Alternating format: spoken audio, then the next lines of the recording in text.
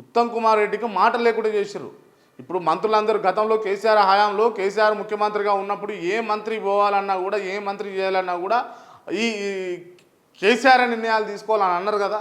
ఈవెందో ఇవాళ కూడా కొన్ని అంశాల పట్ల విలువ లేకుండా పోయింది. Uttam Kumar Reddy is a capable to CM. ఆయన ముఖ్యమంత్రి కావాల్సినటువంటి వ్యక్తి. ఇవాళ ఆయన నీటిపారుదల శాఖ మంత్రిగా ఉన్నప్పటికీ కూడా తన సొంత దాంట్లో నిర్ణయాలు తీసుకునే పరిస్థితి లేదు. నిజం ఇది. అబద్ధం అని అంటే ఉత్తమ్ కుమార్ రెడ్డి గారిని ఫాలో అయ్యే కాంగ్రెస్ పార్టీ కార్యకర్తలారా మీరు చెప్తుంది అబద్ధం అని చెప్పేసి ఒకసారి మీరు కామెంట్ రూపంలో వ్యక్తపరచండి మీ అభిప్రాయాన్ని చూద్దాం. ఏం జరుగుతూ ఉంది రాష్ట్రంలో? ఆరోగ్య శాఖ మంత్రికి సంబంధించినటువంటి ఆరోగ్య శాఖకు సంబంధించి ఒక నివేదిక పెట్టుకుంటే కొన్ని నిర్ణయాలు తీసుకోవాలనుకుంటే దామోదర్ గారిని పిలువరు, రాజనరసింహ గారిని పిలువరు దాంట్లో. ఇదానండి అంటే అనాలి. ఇప్పుడు అటు చూడాలి, కత్తికి రెండు దిక్కుల పదను చూడాలి.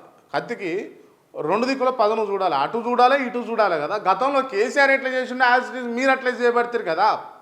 మంత్రి పదవులు వట్టినే కూర్చున్నారు వాళ్ళు ఎట్లా బొమ్మల లెక్క కూర్చున్నారు. అంతా కూడా కేసీఆర్ చేస్తారు. మరి ఇవాళ మీరేం చేస్తున్నారు? మహా అంటే వీళ్ళు కమిషన్లు తీసుకుంటారు అంతే.